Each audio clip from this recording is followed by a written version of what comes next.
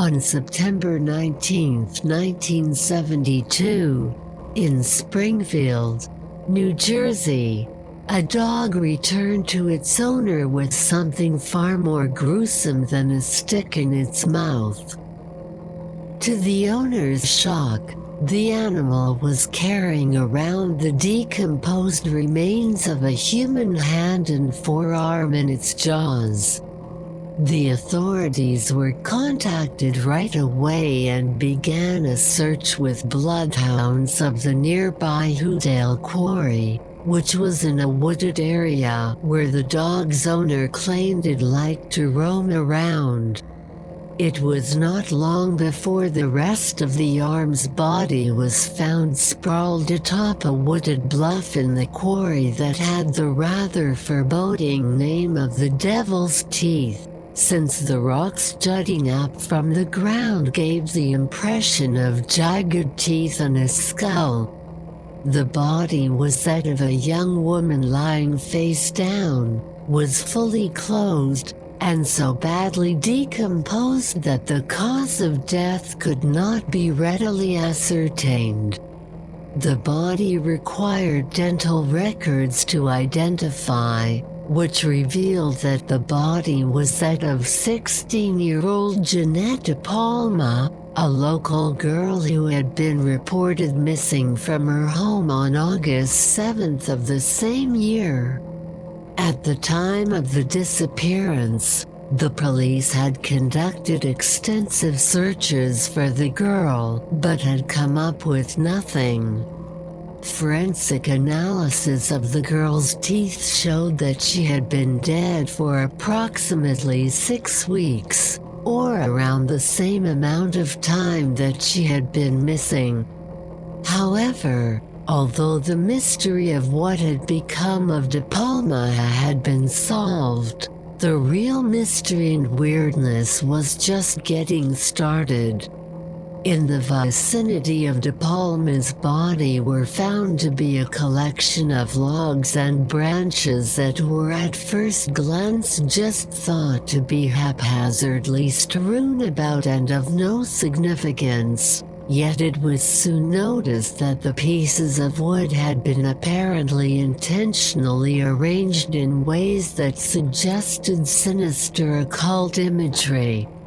One source who was present at the discovery of the body claimed that the branches and logs had been arranged to look like crosses that formed a trapezoidal perimeter around the body that was described as being like a coffin, and another cross had been placed above the girl's head. The whole scene reportedly had the feeling of some makeshift, occult altar of some sort, and the police began to believe that the murder had perhaps been carried out by nefarious practitioners of dark witchcraft, Satan worshippers, or members of some other evil cult. There were other weird things as well, and the case became so mired in rumor and creepy stories that it became hard to ascertain what had really happened and what was merely hearsay. Around the crime scene, it was later rumored that dead animals had been strung up to some trees with string, with some of the mutilated corpses in jars. It was also later claimed that a series of arrows had been carved into various trees pointing to where the dead girl was. The unanimous decision seemed to be that DePalma had been murdered in some bizarre and gruesome occult ritual. The local press covered the story, and soon Satanism, dark witchcraft, strange rituals, and human sacrifice were the talk of the town. Witchcraft in and of itself was no stranger to the area, as Springfield, New Jersey has a long history of witchcraft and spooky stories. It was also claimed by some that were interviewed at the time that occult activity, devil worship, and witch covens were well known in the area, with the nearby Watchung Reservation rumored as being the center of such activity for years. It was even reported that shortly after DePalma's murder, dead animals had been allegedly found at the reservation, strung up from trees in a similar manner to those that had been at the crime scene. Local legends in the area were rife with eerie tales of witchcraft and black magic, with one popular local story being that 13 witches are buried beneath the nearby Johnston Drive, a lonely stretch of road that runs from the town of Watchung to Scotch Plains. Some eyewitnesses claim to have seen human sacrifices in the area with their own eyes, which they accused local authorities of covering up. Additionally, there had apparently been so many thefts of occult reading material from the local library that works such as the Encyclopedia of Occultism had to actually be kept locked away. The prevailing rumor at the time among the public, and even among some of the police, was that Jeannette DePalma had gotten caught up with a coven of witches or a group of Satanists, and in the end had been murdered in cold blood for ritualistic purposes. The strange thing about all of this speculation was that nothing in Jeannette's background suggested in any way that she would be involved in such activities or be running with that sort of crowd. Although she was described by friends as having a bit of a wild streak, Jeannette had always been a devout evangelical Christian and had been active in her parish working with victims of alcohol and drug abuse. Jeannette herself was said to have overcome a serious drug and alcohol problem as well through her faith and belief in the power of God. It didn't make any sense that she would have been hanging out with witches or devil worshippers, so this led to further speculation that perhaps she had been simply targeted by occultists for her religious beliefs, or had provoked them through trying to convert them, and had been abducted against her will. Unfortunately, a series of setbacks, false leads, and ever suspicious, weird events proved to be a powerful obstacle to ever finding out the truth. There was very little for police to go on, and bizarrely no one in town wanted to talk about it. In fact, after a couple of weeks of the case being splattered all over the newspapers, the story suddenly just went silent. Locals who were interviewed for possible information on the case were reluctant or fearful to talk about it, and some flat out refused to discuss it, even among themselves. During this time, it seemed as if the murder of Jeannette DePalma had become a taboo subject that was not to be mentioned to anyone. Many of the leads police did get were sent through anonymous letters or phone calls that gave only the vaguest information and were unable to be verified.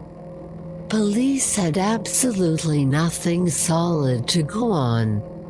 The only suspect ever to be brought in for questioning was a local homeless man by the name of Red Kira, who turned out to be yet another dead end and was subsequently released without being charged with any crime. Oddly, the man reportedly left town soon after. With no solid evidence to go on, a populace unable or unwilling to talk about the murder, and no suspects, The case of Jeannette DePalma's murder went cold and was forgotten.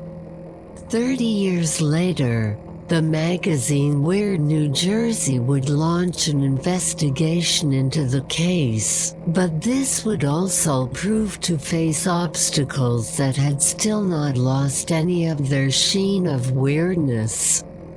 For one, it seemed that in the early 1990s all of the records pertaining to the case had been destroyed by flooding when Hurricane Floyd hit New Jersey, wiping out practically all remaining documentation and evidence connected to the murder. It was certainly seen as odd that all remaining evidence and archived documents pertaining to the case would be stored in one place in the basement of a building that was supposedly known to be prone to flooding, and this fueled speculation that the records had not really lost to the flood at all, but rather had been destroyed intentionally, perhaps in an effort to bury the case. Another weird rumor that came to light was the claim that police had never taken any photos of the crime scene, which cannot be confirmed in any way since any such photos would have been destroyed even if they had existed. Attempts to interview locals about the old crime also met with similar problems police had encountered 3 decades earlier. Many claimed that it was best to just let it lie, or that they were unwilling or even afraid to bring it up, while others simply said they didn't remember the case. Most were unwilling or too frightened to even offer opinions or speculation on the case. Practically everyone approached about the matter displayed the same eerie uncooperativeness they had 30 years prior. Those who did have anything to say about the murder gave only the most cursory, scant details and urgently requested that their real names not be used, with even the police department reportedly not wanting to be mentioned or quoted in the articles. Additionally, once again the vast majority of information gained by Weird New Jersey was from anonymous letters which were sent by both people from the area as well as those who had long since moved away. Much of the information contained in these letters was cryptic, vague, nonsensical, or contradictory, and since all of it was unverifiable, the letters practically served no useful purpose other than to expand the spooky imagery and air of mystery surrounding the murder, as well to raise even more unanswered questions. The only thing that could really be gleaned was that most still believed it to be a murder carried out by a cult, that there had been attempts by local authorities to cover up the case and destroy evidence, and that people were still terrified of talking about it. The bizarre facts surrounding the death of Jeannette DePalma have been the source of a great amount of speculation. It is mostly agreed upon that the murder was related to a cultist of some kind, but above and beyond that there are a variety of theories. Some think that the whole town was in on it, including the police, and were attempting a cover-up of the incident, or that they knew who had carried out the murder and for some reason chose to look the other way. Others think that a cover-up was launched in order to try and preserve the town's reputation in the face of such a ghastly crime, or that the murder had been committed by a powerful local figure who did not want the heinous crime brought to light.